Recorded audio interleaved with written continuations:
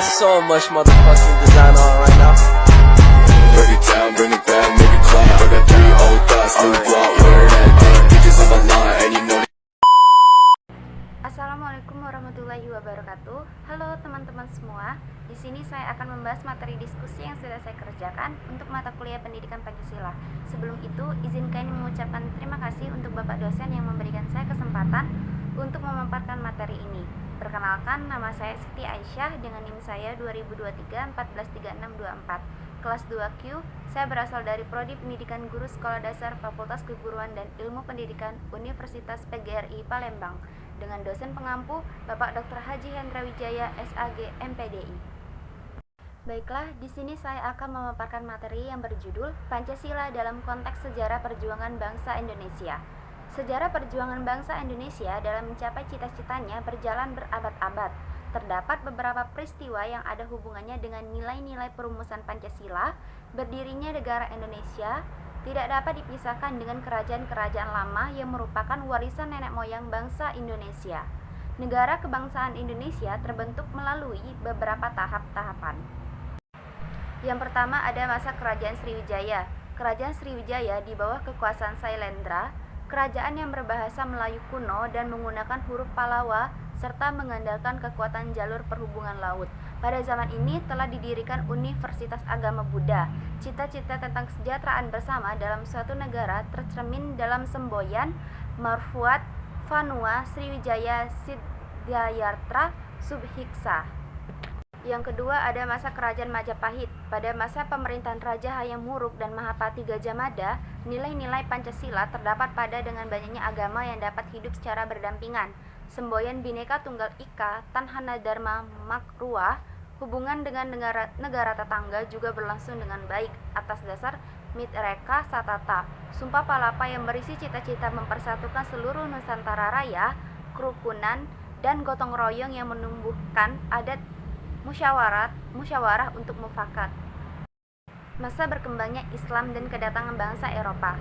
Majapahit runtuh bersamaan dengan berkembangnya agama Islam di bumi Nusantara. Kedatangan bangsa Eropa membawa nilai dan budaya Kristen. Nilai-nilai tersebut diterima secara terbuka oleh masyarakat, dan masyarakat dengan berbagai keyakinan dapat hidup berdampingan pada masa itu. Lalu ada masa penjajahan. Kedatangan bangsa Eropa di satu sisi telah memperkenalkan bangsa Indonesia kepada akulturasi budaya dan nilai-nilai yang berkembang pada saat kesuburan Indonesia. Dengan hasil alam yang melimpah, sangat dibutuhkan oleh bangsa Eropa pada saat itu. Bangsa Eropa berlomba-lomba memperebutkan kemakmuran bumi Indonesia. Lalu, apa yang dicita-citakan oleh pemimpin-pemimpin wilayah Nusantara masa itu menjadi hilang pada masa penjajahan. Kedaulatan negara hilang, persatuan dihancurkan, kemakmuran lenyap, dan kebodohan dan kemelaratan. Lalu ada masa penjajahan Jepang.